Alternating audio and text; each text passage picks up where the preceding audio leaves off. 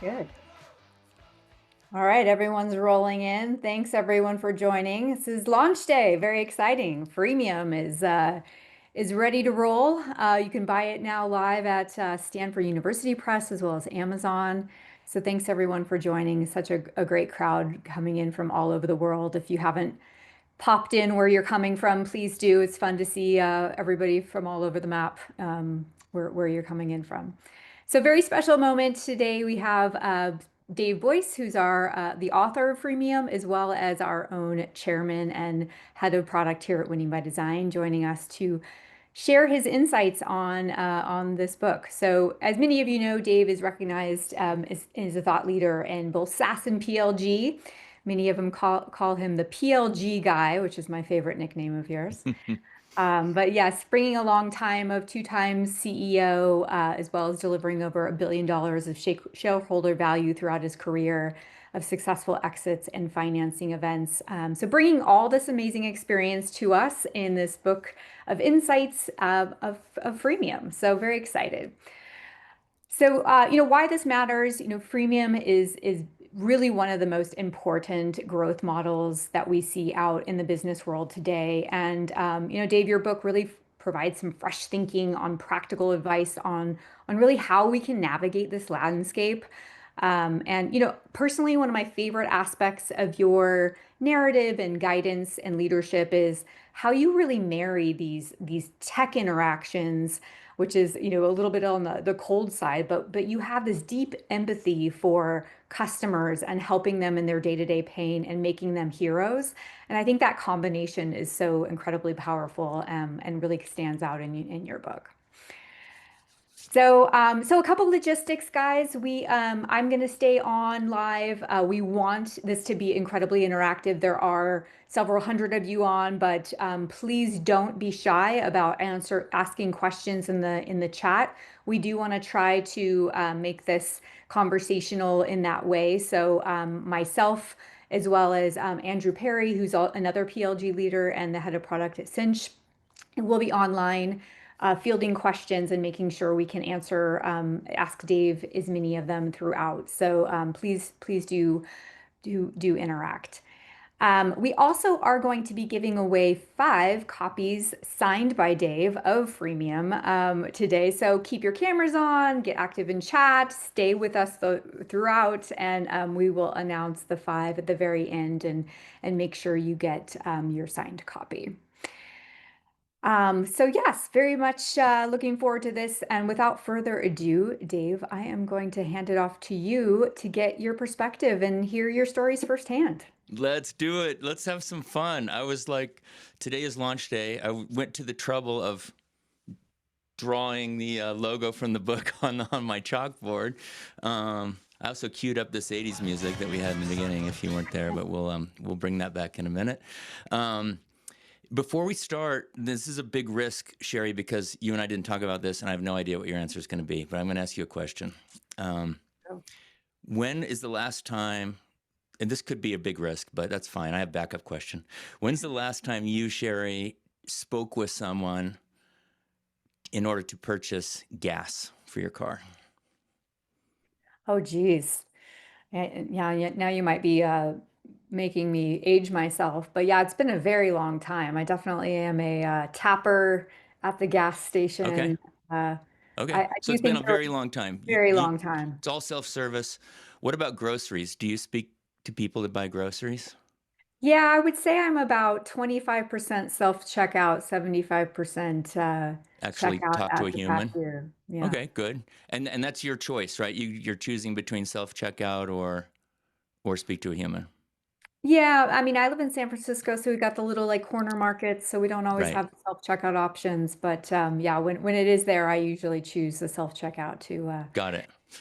Okay, easier. and then think about software purchases, hardware purchases, kind of personal and professional purchases. What's the largest financial commitment you've made, Sherry, via point and click? Good question. Yeah, I think some of our MarTech purchases have been point and click that have been fairly large SaaS subscriptions, but if I've used the product before and my answers are easily available online and validated by other humans, then I've definitely made some pretty large purchases of MarTech without human interaction. Like 5 figures, 6 figures? 5 figures. 5 figures. Okay. So, I think hopefully many of you have been thinking about in your own lives, how often you interact with another human to purchase something. There's clearly something, a trend that's been going on for 20 plus years. I think the real acceleration into self-service started with e-commerce. In the late 90s. And since then, it's just been like, okay, e-commerce makes it easier. Cloud makes it easier for a broader set of products to get access to, kind of easy to discover, easy to deploy technologies. Then mobile pushes kind of these things all the way out to all corners of the world. And at this point, we're pretty used to in our personal lives, like you said, Sherry, do my own homework, go figure out what people like, figure out what features or aspects of a product or service would be relevant to me, and then just click to buy. But then in our business lives too, and you mentioned 5-figure commitments, but our business lives, we're starting to do that too. And so I think probably everyone on this call, but I invited my mom and I invited a couple of other people who may not know. For those who don't know, um, the strategy that companies use in order to facilitate that self-service, like we're the consumers, we all want to choose when we choose. I'll go to the corner market when I want to, and I'll talk to a human. I'll go to the supermarket when I want to, and I'll self-checkout. That's your choice, Sherry. It's my choice when I want to talk to a human in my personal life around a purchasing decision or usage. And it should be my choice in my business life too. When do I want to talk to a human? When do I want to talk to a robot? When do I just want to get my hands on the product? And the strategy that was built to facilitate that choice, especially around self-service, is called product-led growth. So that's what we're talking about today. And before I kick into the first slide, I want to get a feel for who we have on the call here. So we're going to launch a question about how many of you have worked in marketing, have worked in sales, have worked in product, and then bonus question, have launched a product in any capacity. And are the results of this live? Are people watching that, or do we have to publish them? I don't even know. I'm watching them. We have to Ian, publish them. Noel, we have to publish them. Okay, well, so let's let these roll in. Right now, we're Yeah. like, got a lot of marketing, a lot of sales, more product than I was expecting. Go product, amazing, and a lot of launch to product, amazing. Okay, so we're 40 seconds in, 73% participated. I think let's go ahead and publish that, Noel. Thank you for joining. I think you could probably run this webinar. I really appreciate that you're spending your time with me on launch day, but we're going to have an interesting conversation about product-led growth. Please be active in the chat. Andrew Perry's here. He runs product right now for Cinch. He's done a lot of kind of PLG transformations with me and with others and former companies and partners of Winning by Design, clients of Winning by Design. So, so let's get into it. And I'm not going to let you off the hook. Second pop quiz of the day. Let me share my screen. Does anybody know who that is?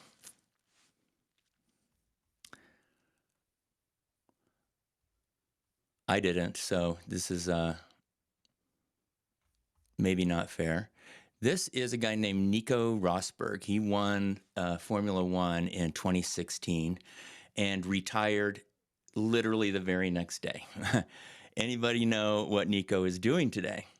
He literally retired to go run a $100 million investment fund. And today he is tweeting about stuff like this: fastest 1 million to 100 million ever. He's referring to Lovable, fastest 1 million to 100 million ever. And he's referring to, and this is a phenomenon that we're seeing all across the board. You've probably, if you're paying attention, Mom, I don't mean you. I'm just telling you for the first time. Everyone else already knows this, but there are companies growing from 1 to 20, 1 to 50, 1 to 100 million without adding salespeople. In fact, we're seeing people get up. Cursor just announced, I think about 2 months ago, maybe 2.5 months ago, they got to $500 million in ARR with fewer than 100 people on their payroll. We see people scaling at a pace never before, not using hiring as the primary strategy for growth. So this is absolutely crazy. Prior to 2003, the two fastest ever growing software companies in history were Salesforce and VMware. And both Salesforce and VMware did pursue that strategy. They were extremely good at hiring and training and orchestrating a very, very precise go-to-market motion. They also had products that everybody needed and everybody loved, which is a necessary condition for hypergrowth no matter what, whether you have salespeople or not. Salesforce and VMware, prior to 2003, those were the two fastest ever growing software companies. Since 2003, not a single fastest ever growing software company has been sales-led. Not a single one. Let's watch in the chat and see if you can post who. I got to make sure I can see the chat. Who do you think might be on that list? Fastest ever growing software company not using sales. What are some ideas? Zoom is one of them. Yes, that's on there. Clay, I don't know if it's especially on there, but it's a great example of PLG. MailChimp, Figma, amazing outcome for Figma. You guys probably just saw their IPO. Miro, Box and Dropbox, both on there. Amazing. OpenAI for sure on there. ClickUp, Anthropic, AWS. So all of these companies eventually do add sales. They do add sales. But all of these companies built their scaling infrastructure based on the option that we talked about, Sherry, you and I, like the choice, like, do I have the option to self-serve into the product? As soon as I have the option to self-serve into the product, then the company has the option of hyperscaling because the company has the system working for them as opposed to them having to deploy kind of human effort for every new unit of growth. So today we're, as we said at the beginning, we're celebrating the launch of this book. This book outlines how we got here, how PLG works, kind of the mechanics, how it plays nicely with sales, not competes, and then how AI is a continuation of what PLG started. AI, if you think about AI go-to-market, I'll say this probably 3 more times on this, AI-led go-to-market runs on the rails that PLG built. This is all about building and architecting a self-service process, which benefits us as buyers and it benefits us as sellers because it allows the system to work under its own steam. So to understand what freemium is, again, for my mom, let's go back to 2017. This is a picture of my dentist office, and that empty parking spot right there, on a Tuesday morning in 2017, I pulled into that parking spot 1 minute early, uncharacteristic for me, 1 minute early for my appointment. But the reason that I was coming early is because I was exactly on time for an executive meeting at which I was expected. So I pull up my phone, I'm going to take it from the parking lot, then I'm going to go up to the dentist, it's going to be perfect. As soon as I open the calendar invite, I realize, oh shoot, we switched. Like we used to be on WebEx, and now it's like a new link for Zoom. That's going to be a disaster. There's no way. I haven't created my account. I haven't downloaded the app. Remember, 2017, that's the first year that we lost the home button on the iPhone. A long time ago. This is going to be a disaster. I'm early for my appointment, but I'm going to be minutes late for my executive team meeting, and I'll just continue to earn the reputation I have for being unprepared. So click, 15 seconds later, video, sound, I'm in on time, no problem. I have the app, I have the account, everything. I'm like, what the heck? That is not supposed to work. Like, video conferencing is not supposed to work easily. Enterprise software is not supposed to work easily. Certainly not on a cell phone. Certainly not over a cellular connection, kind of in a parking lot. And I was shocked at the time. The video conference market was literally dominated by two players, WebEx and GoToMeeting. Those are the top two lines there. Everybody else, Blue Jeans and Join Me and Zoom and Skype, they were all fighting it out, kind of in that bottom tier. And nobody really was paying attention to this line that was kind of achieving escape velocity from the bottom tier and maybe entering the realm of kind of leadership. And why? Super easy to ignore them. This is Zoom, super easy to ignore them because they're a toy, because they're free. Like, the website literally says free on it. And then you want to go buy the fanciest, most enterprise version in 2017. Cool, $19.99. Like, that's a toy, easy to ignore. WebEx ignored. GoToMeeting ignored until they couldn't, because we all know what happened next. We used to use WebEx and GoToMeeting as a verb. Now we use Zoom as a verb. That is product-led growth. When we think about what product-led growth is, it's a strategy to delabor the go-to-market process. So, Sherry, you're choosing whether or not you want to talk to somebody when you purchase something. We're also going to the way we make that an option is we make self-service an option. We pull labor out as a requirement of doing business. So now you can choose what I call the self-service happy path. Cool. That'd be the self-checkout. Might be what you do when you buy gas. Might be what you've done when you bought that software. Or I can choose a more consultative approach when I need help.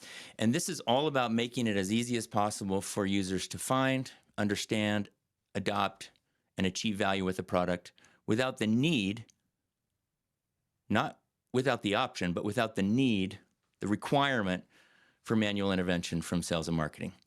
All right, so that's product-led growth. That's what we're going to talk about today. It goes back to, remember I said in 2003 was the last time that we had a sales-led growth company setting growth records as a software company. In 2002, the year before that, there were two developers in Sydney, Australia, who set out to build a product that was basically project management for developers, for engineers. This was Jira. Everybody uses Jira now. Back then, nobody used it, and they had no money. They could build it because they were engineers, but they weren't salespeople. They knew they couldn't sell it, and they knew they couldn't afford salespeople. So as they're sitting on this street in Sydney, they're thinking to themselves, how about we make it kind of like e-commerce-y? Like, how about we just allow, and there was stuff out there like freeware before where you could download the software. So let's put a self-service option in front of that. Let's put a payment option on it, and let's turn this into a subscription where you're literally serving the product off of our servers, and you're paying us as you go. Atlassian is now a $57 billion company. $57 billion. And Cameron Deitch, the CRO of Atlassian, let me just back up for a second.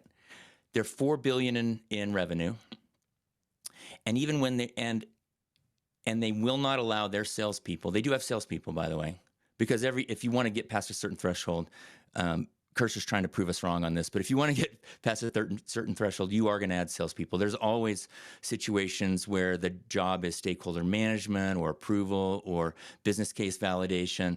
That's a human-to-human kind of trust-building exercise, and we have to do that with people. Machines can't do that for us. Okay, got it. But Atlassian will not allow their salespeople to talk to non-customers. Wait a second. Hang on. Will not allow their salespeople to talk to non-customers. So then you're like, wait a second, Boyce. Then how do they get customers? If I can't talk to non-customers, how do I get a customer? Exactly the way they always have from the beginning, which is point and click. All new customer starts for any of the Atlassian products are via point and click.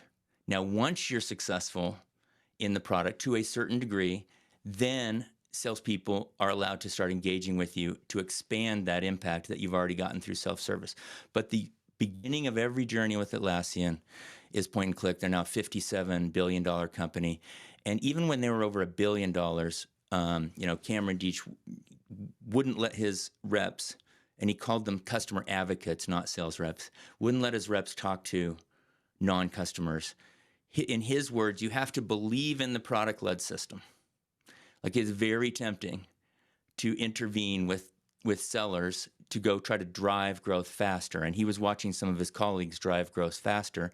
And he was like, could we grow faster with sales-led? Yeah, maybe for a time. But we built a system that's consistent and that's long-term. And next milestone is 10 billion. I talked to him at just under 4 billion, which is where they are now, 4 billion. And he says, and I sleep, and this is a CRO, right? And I sleep fine at the end of every quarter. So how many of you that said that you were in sales, which is 69, or have spent time in sales, 69% of us, sleep fine at the end of every quarter? That's almost like an anathema. I don't think, yeah, I hear you laughing, Sherry. We don't sleep fine at the end of every quarter, right?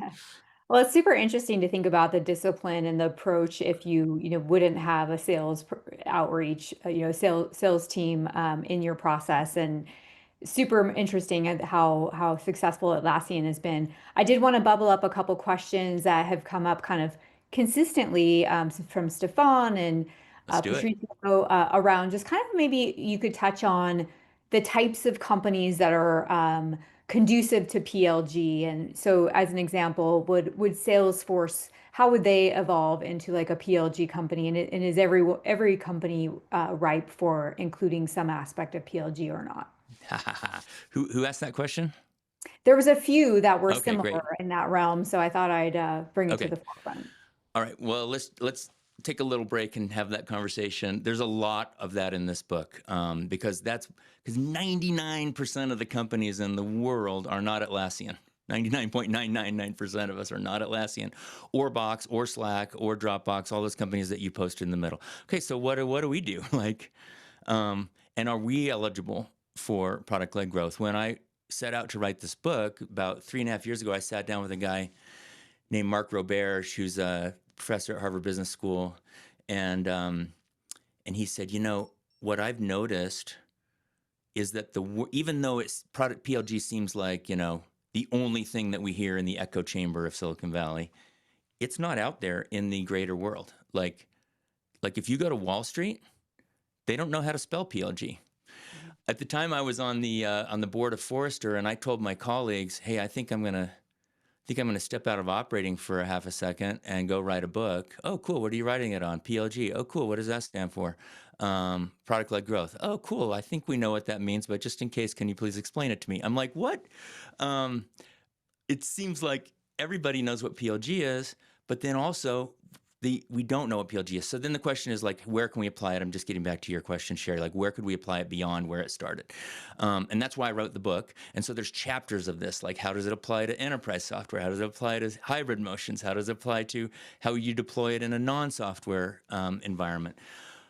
But the question's still valid. Like, there's certain conditions where you have tailwinds and other conditions where you have headwinds. So if you want the very, very, very, very easiest case of being able to deploy product-led growth, you want a single user value proposition. Zoom actually fails that test because I need 2 people in order to get on a Zoom call.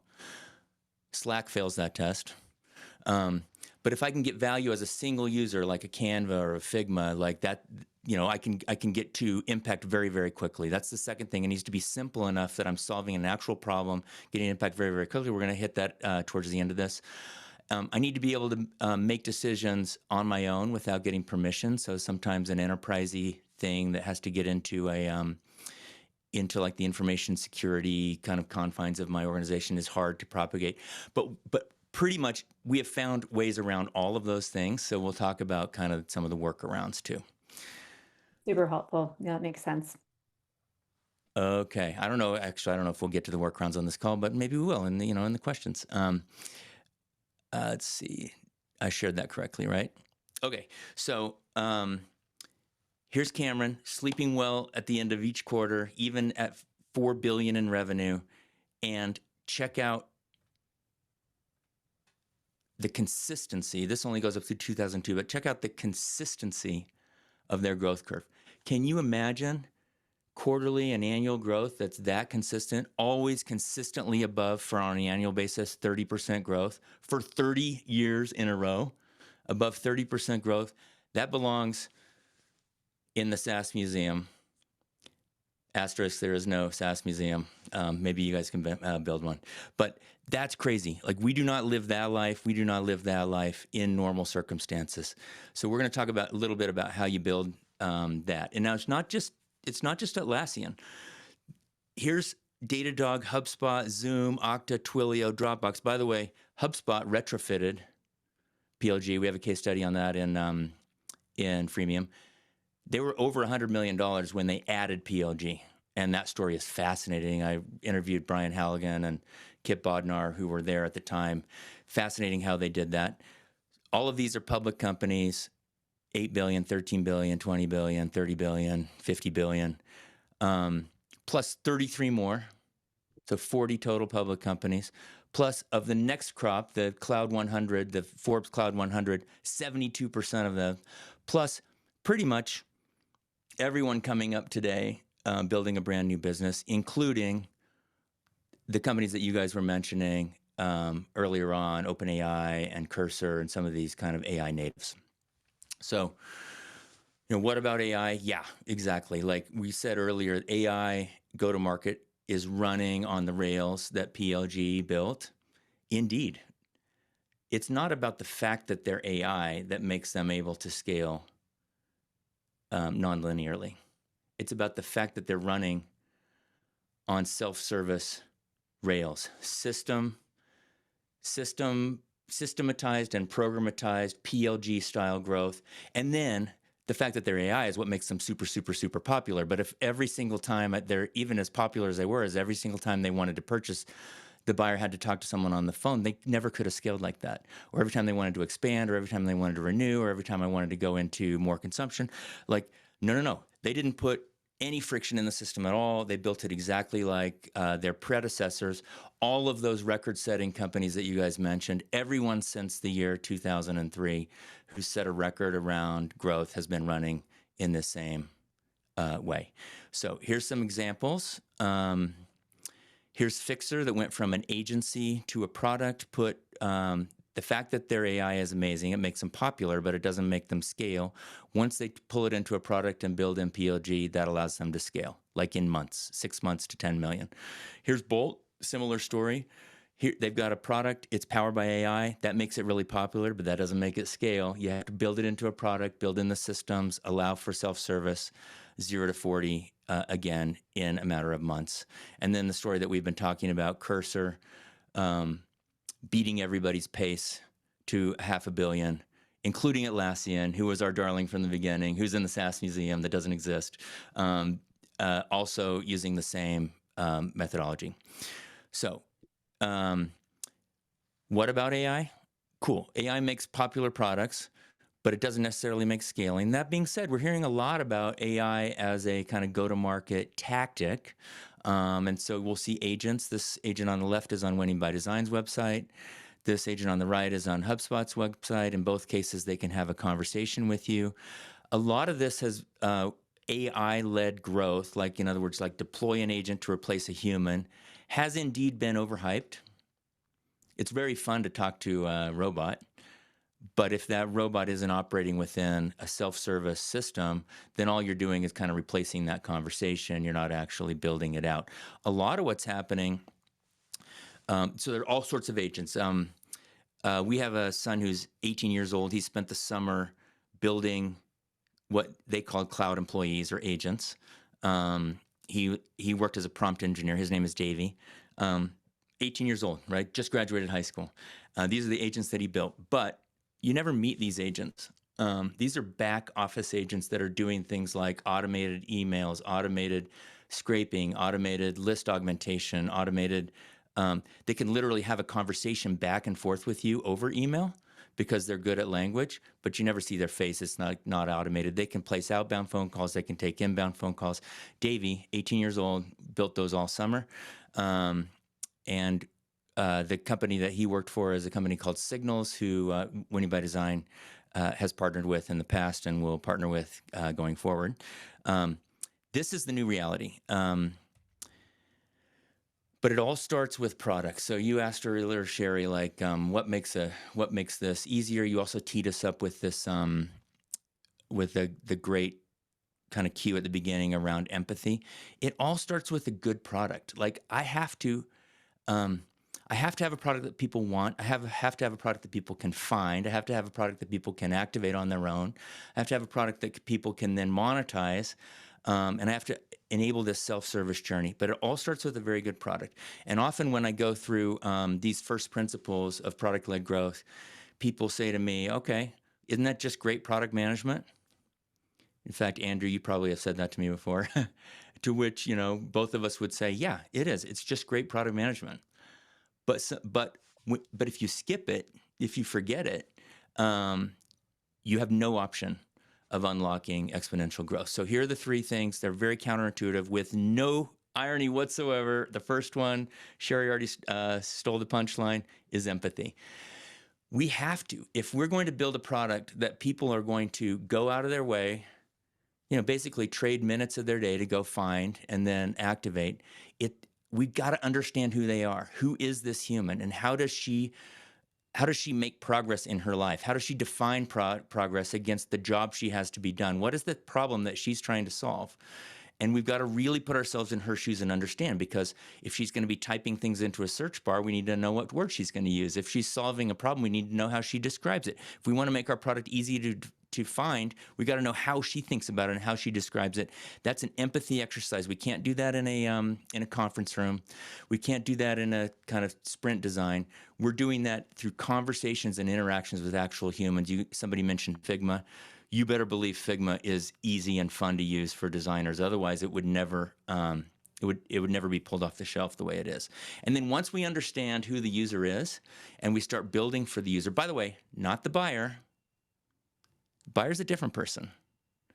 The buyer's the person that let's say, Sherry, you're able to purchase, maybe you're the buyer and the user in some cases up to 5 figures, but let's say you want to do a 6-figure purchase.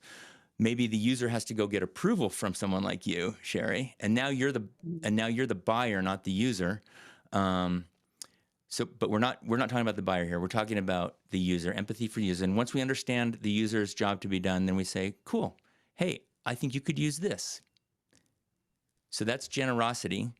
Here's the product. Here's a product that I think could help you. Oh, amazing. How much do I owe you? Nothing. Okay, well, when do I pay you? Never.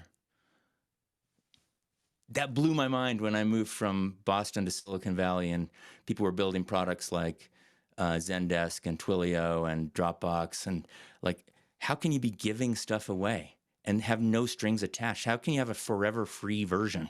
And not all of these products are forever free, but a lot of them are. Like we're just trying to help people. Like we know they're going to pay us eventually. They're going to pay us eventually when they want a video conference or video call that's more than 40 minutes, or when they want to store messages for more than 90 days, or when they want more than 2 gigs of storage. Okay, got it. They'll pay us eventually. But right now, I just want to help them solve their problem. So empathy first, generosity second. I think that's part of what you were commenting on, Sherry. Before we get to the nerdy one, the business one, any further reactions to that? No, I mean, I again, my just the idea of that you're so articulate at bringing to the forefront is just this contrast of, the tech enabled, I see even in the comments a lot of, concern around, especially in the enterprise sale, not having that warm touch of a human. But you're Mm. bringing it into the forefront of really thinking about it first from the customer standpoint, and, bringing empathy and generosity first and tech as an enabler to that, versus it seeming like this cold front of customer interaction that at the surface a tech interaction versus human interaction can seem like. And I think that's one of the secret superpowers of the research that you've brought to the table, is that it's PLG works in that envelope where you are really thinking about it from a customer centric empathetic, generous approach, not from a, oh, I'm going to save money by slapping a bot in exchange for a salesperson. Oh my goodness. My battle scars are tingling when you say that last thing. I've seen so many people try to do that and call it PLG. Hey, we're going to add Stripe. We're going to take a credit card payment. Now we're PLG. No. uh-uh. It really does start with that empathy that you're talking about. And Sherry, we're not going to get all of that right. We cannot replace the warm embrace of a human being, whoever said that. We can't. But what we want to do, and I love this quote, this is from a guy named Will Gidara, who wrote Unreasonable Hospitality, has nothing to do with software, has everything to do with restaurants and hotels. He says, we want to systematize the predictable so we can humanize the exceptional.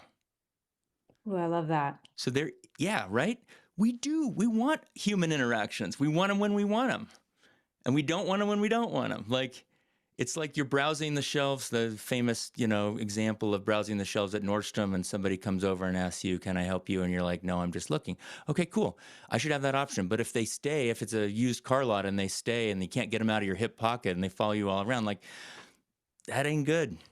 Just give me the option. So we're going to systematize, give you the option, the predictable. And then when I do want help, I can raise my hand and I can get help when I need it. Yeah, absolutely. I'll just pipe in, my own personal experience at having helped at VP of marketing at Casetext long ago, and also had a very PLG element to it. And sometimes in our case, the insights that you can get from tech are beyond what a human can help you with. So as an Oh, example, in the product, we could identify when they were struggling to take a case brief. In this case, it was servicing lawyers, drag it in, and they may be not getting the research that they wanted.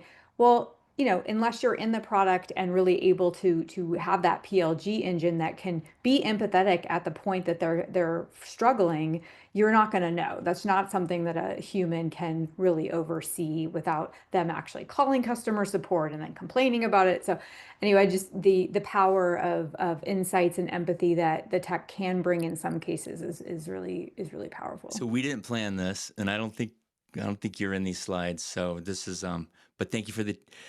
Let me just ask you a question. How did you know? So at Case Text, how did you know that somebody was struggling? Yeah, we used technology to uncover the insights. In our case, we used one technology that allowed you to actually follow the user as they were live active in the tool. There you Uh, go. we used intercom that would allow you to add tags to different stages of interaction, so that if they had an event like a fail, then we could help them in the moment. Amazing. Yeah. Amplitude, Google Analytics, Mixpanel, Heap Analytics, all sorts of basically the third kind of and less human and more mechanical first principle of product led growth is indeed exactly what you said. It's metrics. Like, we don't have a human in the room, then how are we going to know when she's struggling? How are we going to know when she upgrades, or when she runs into a wall, or when she can't figure her way past a certain part of the journey? Metrics. We're going to have the whole thing instrumented, and we're going to see that signal. And then, to your point, Sherry, we're going to channel empathy to go kind of make adjustments to the product, remove those barriers, help smooth out the self-service happy path, make it actually happy, not just kind of uncanny valley happy. Um, so, guys, I'm gonna do a. We're at like quarter till. I know there's lots of questions in here. I'm gonna flash a few slides up that come out from the book. I really encourage you to get the book because it gets pretty detailed. Like, we're setting up the theory right now, but then once you understand the theory, then how do you do it? You build it as a system, you instrument it. Many people here are familiar with winning by design. So we took the winning by design sales led bow tie, which is this. How do I know it's sales led? Because commit, the knot of the bow tie. So this is like traditional sales and marketing funnel coming in from the left, awareness, education, selection, then commit. That's like signing the contract. Commit comes before onboarding. So I know that's a sales led motion. In a product led motion or a freemium motion, onboarding is going to happen before commit. We're going to move that up. um, the customer is going to experience the product before they have to purchase. That kind of what do I owe you? When do I pay you kind of dialogue. Customers are actually achieving impact with the product before they have to make a commitment. So I'm working on stuff like this, activation and first impact and habit, even before there's a monetization event. And then after that monetization event, that is indeed a traditional kind of right-hand side of the bow tie where I'm working on ongoing engagement and retention and expansion. So winning by design will kind of lay that foundation. This is how all PLG practitioners, they may not use these exact metrics, but these words are very, very common among PLG practitioners. And then we do something that I'm just going to flash up, but let me, just so you see the pictures, but let me describe it to you so you're not distracted. Then we do something that we call cohorts. So we want to see, think of a cohort as a vintage. So like all of the customers who started with me in January would be one cohort. That's time-based cohort. There's other ways to cohort, but we're talking about all the customers who started with me in February, different cohort. All the customers who started with me in March, different cohort. So if I'm trying to do what you're saying, Sherry, and I'm trying to really smooth out that customer journey and see where people are getting stuck, I might make adjustments to the product based on what I learned. So, hey, everybody's getting stuck on, you gave an example that I've now forgotten, but on publishing a something, I don't know. Well, what's wrong with it? Let's click into that. Let's see what they're, you reminded me of what it is. I see you come off Oh, mute. yeah. So in our case, they were, dragging in, it helped accelerate research for lawyers, or so they would take a brief and drag it into case text and be able to help uncover precedents and research automatically. Yeah. So let's say some part of that is confusing. It made a ton of sense to us when we built it. It looked beautiful in our Figma designs, but for some reason, it's just customers are just not able to find their way through. Okay, cool. I'm going to see that. I'm going to make some changes. Now I'm going to bring a new cohort through, the February cohort, and I'm going to see, did that cohort have a different experience than the January cohort? I'll know because conversion rates are going to take a click up. And if they had a different experience and it's better, then I'm going to keep the changes that I made in the product. If they have a different experience and it's worse, then I'm going to kill the changes. We used to talk about this in marketing, like A/B testing. Now we're A/B testing kind of the entire customer journey. We're going to experiment and test every single piece of that customer journey so that it is indeed a self-service happy path. We're going to see all of that in these metrics. And then as we run those cohorts, we're going to see where people are falling off. So in this case, 1,700 people sign up, but of those, only 1,200 logged in. Why? Why? Is there something like, why did the other 500 literally never log in? And of the ones who logged in, only 562 successfully connected. Why? I'm going to go pursue all of those questions. And of those, how many of them got to a preview? How many of them got to first impact? And then this right here, time to first impact, I'm trying to shorten that. Because what I'm fighting in PLG is attention span.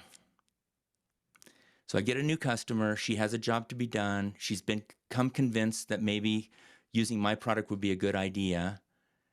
And I've got her for a certain amount of time until she loses interest. That's the amount of time in which I can deliver first impact. If I don't, she's going to be off to the next option. If I do, she's going to, we're going to have a shot at building habit. And maybe she'll share it with her colleagues. And maybe it will be adopted within her department. And then, Sherry, that same signal that told me where things were failing can start telling me where things are succeeding. Because now it might be the right time for one of Cameron Deitch's reps to call. Hey, I see that in your accounts receivable department, you've got 15 licenses using XYZ product. Have you ever thought about using it in accounts payable? That's cool. That's expanding impact with an existing customer based on impact that they already earned in the product. So I really wanted to show this because it has a really cool animation. Maybe I will. Each of those, so retention is about usage. So if you look on the y-axis, the vertical axis, and you think about that's retention. That's the percentage of the initial cohort who are still with us. Does that make sense? So in the beginning, 100% of the people who start an account are with us.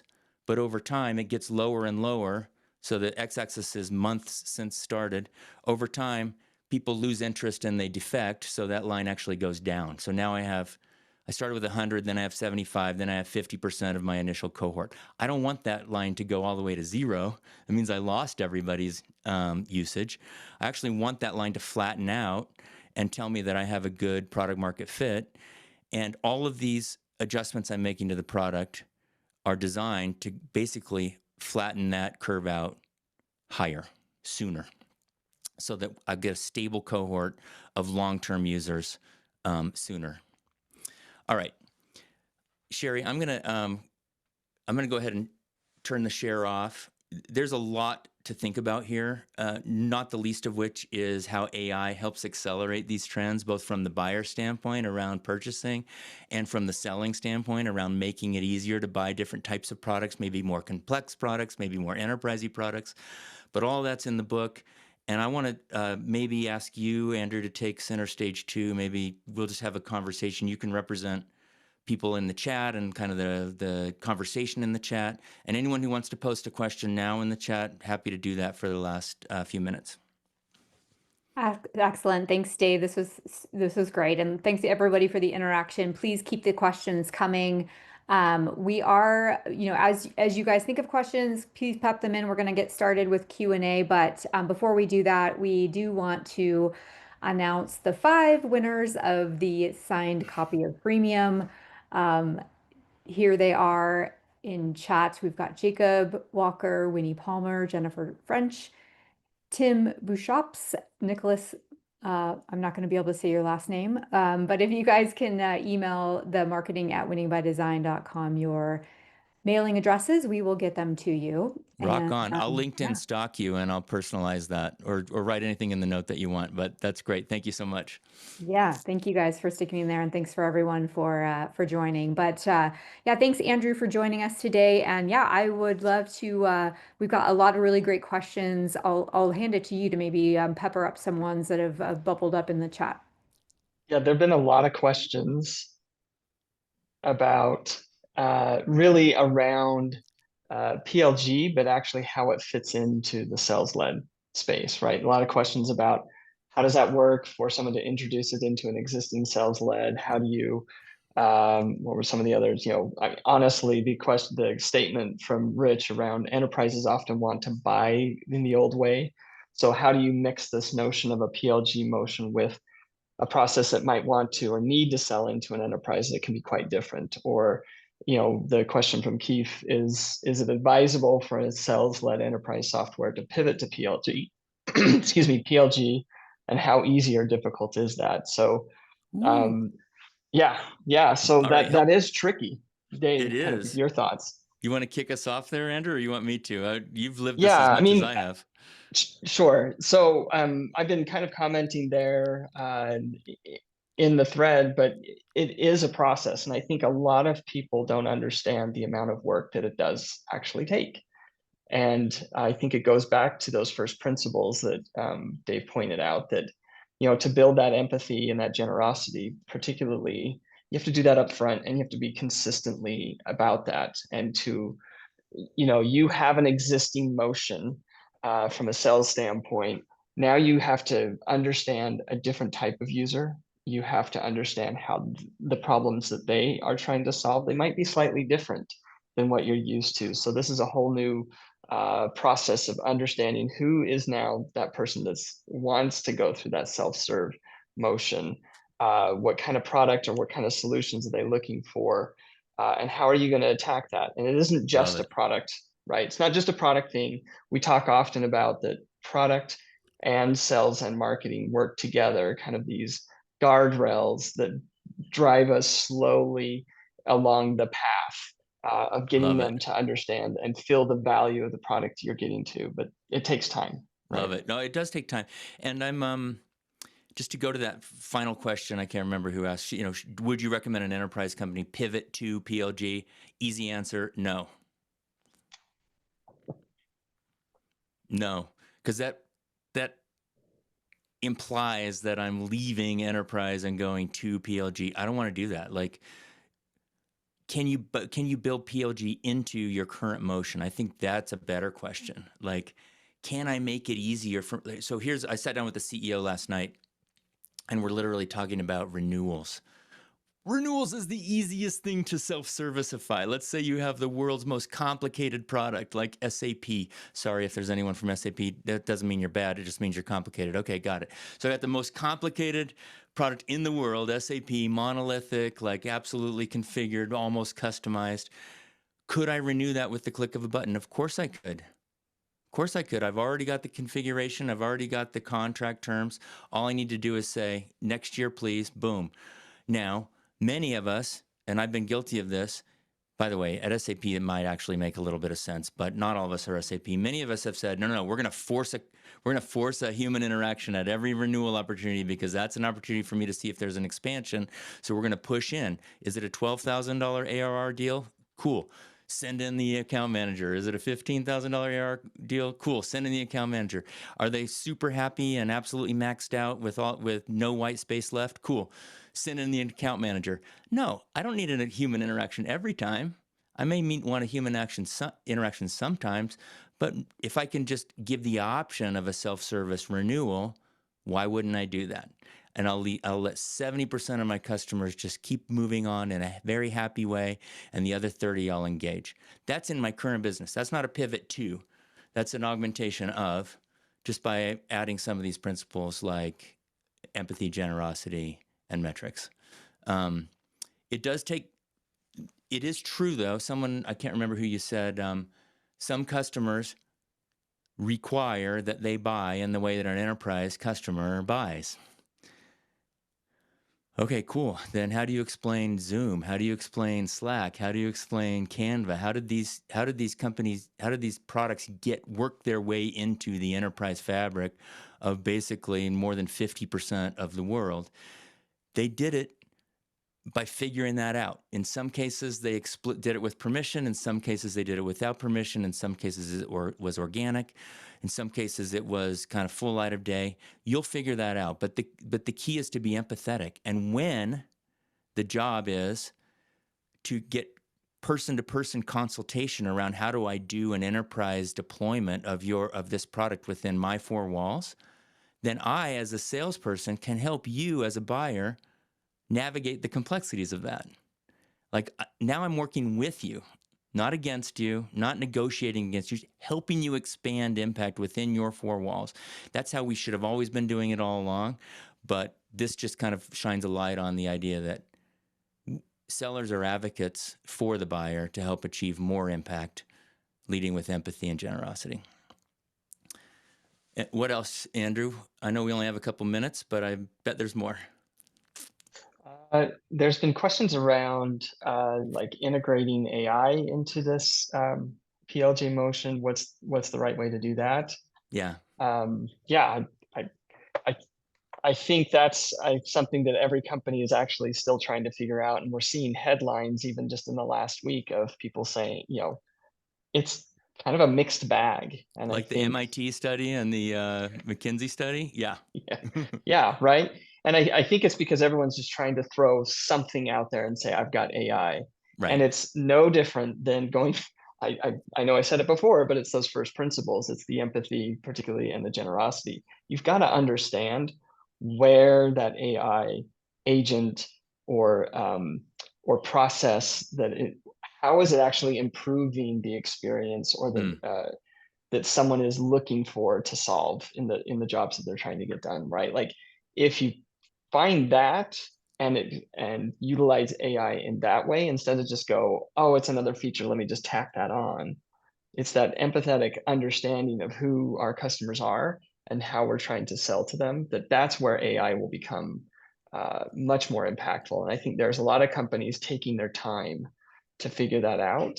And I think those will be the ones that will see more success from this. Love that. So one way to think about this, and maybe we make this the last question, unless you got a burning one that you want to interrupt me with in a second, Andrew, but one way to think about this is we're managing growth as a system. That's the bow tie that we showed you before, but now it's highly stylized. So traditional sales and marketing funnel on the left, renewal and expansion cycle on the right, and then that recursive gold arrow is kind of what we call a growth loop. So that's existing users recruiting new users. Okay, so now I think about how does a user make her way through that journey? And to your point, Andrew, how can I be empathetic and generous in kind of streamlining that entire journey? And then the question is, to what effect? Like if I can get her faster through First Impact or more reliably through First Impact, how would that benefit me? I can literally model that out. And then is there anything AI could do? Then is there anything AI could do? Not, hey, there's some AI, where can we deploy AI? But starting with that empathy mindset, how do I help a customer get to First Impact and get to recurring impact sooner and more reliably? If AI can help, then I want to hire AI. And if AI can't help, then I want to dismiss AI. Yeah. Let me hand it back to you, Sherry, because I know we got to wrap here. Wow. Thank you so much. Yeah, this was amazing, and congratulations, Dave. What an accomplishment, and really, really excited to get into the book completely myself in the physical version. There was one question that I didn't know. You, as the author, several people have asked, is there going to be a Kindle version? Oh, thank you so much. So first of all, for those of you internationally, this is also at bookshops.uk and Waterstones. It's wherever you buy books. It's not just Amazon. Amazon could probably ship anywhere in the world too. There is if there's not already a Kindle version, I'm surprised. I think the Kindle version is imminent. The Audible version, I can't get a straight answer on. We sold the rights. They're supposed to be producing it right now. I don't have a release date on it, but it's coming also. Awesome. Well, thank you, everybody, for joining. We will be sending a recording if you want to share this with colleagues, or revisit the session yourself. But thank you so much for joining. Thank you, guys. Have a great day. Be amazing.